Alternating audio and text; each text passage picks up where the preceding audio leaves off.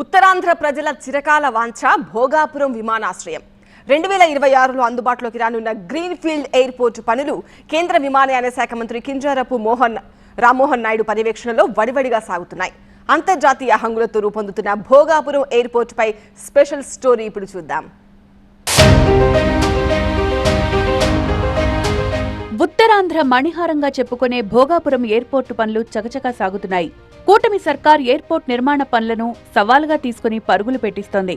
కేంద్ర విమానయాన శాఖ మంత్రి కింజరాపు రామ్మోహన్ నాయుడు ఎప్పటికప్పుడు పనులను పర్యవేక్షిస్తున్నారు. ఎట్టి పరిస్థితుల్లో 2026 జూన్ నెల నాటికి ఎయిర్పోర్ట్ సేవలను అందుబాటులోకి తేవాలని దృఢ నిశ్చయంతో ఉన్నారు. 4750 కోట్ల నిధులతో 2203 ఎకరాల్లో దీన్ని నిర్మిస్తున్నారు.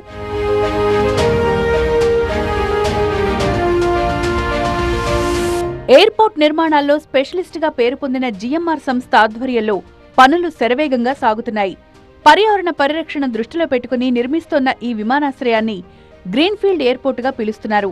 రాష్ట్ర విభజన హామీల్లో రాష్ట్రానికి దక్కిన గ్రీన్ఫీల్డ్ ఎయిర్పోర్ట్ను ఉత్తరాంధ్రలోని 3 జిల్లాలకు అనుకూలంగా ఉన్న భోగాపురంలో నిర్మించాలని ప్రతిపాదించారు. ప్రతిపాదించిన దగ్గర నుంచి కూడా అనేక అడ్డంకులు ఎదురయ్యాయి.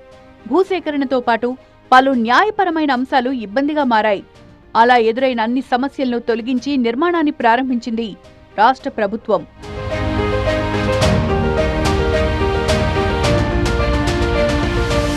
ఇప్పటి వరకు టెర్మినల్, రన్వే, ఏటీసీతో పాటు పలు సుందరీకరణ పనులు సాగుతున్నాయి. ఎర్త్ వర్క్స్ 99%, రన్వే పనులు 65%, టెర్మినల్ పనులు 39%, ఏటీసీ పనులు 44% పూర్తయ్యాయి. నిర్మాణ పనులు కూడా వేగంగా సాగుతున్నాయి.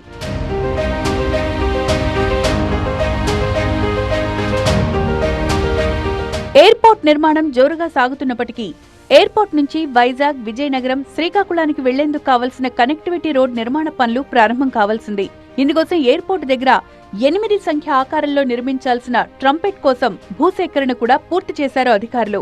ట్రంపెట్ నిర్మాణం పూర్తయితే ఎయిర్పోర్ట్ నుంచి రోడ్డు కనెక్టివిటీ సదుపాయం అందుబాటులోకి వస్తుంది. పర్యావరణ హితమైన ఈ గ్రీన్ఫీల్డ్ ఎయిర్పోర్ట్ అందుబాటులోకి వస్తే ఏడాదికి 60 లక్షల మంది ఇక్కడి నుంచి ప్రయాణిస్తారు. 10,000 టన్నుల కార్గో సేవలు అందుబాటులోకి రానున్నాయి. ఈ ఎయిర్పోర్ట్తో ఈ ప్రాంతం అభివృద్ధి జెట్ స్పీడ్ను అందుకోనుంది.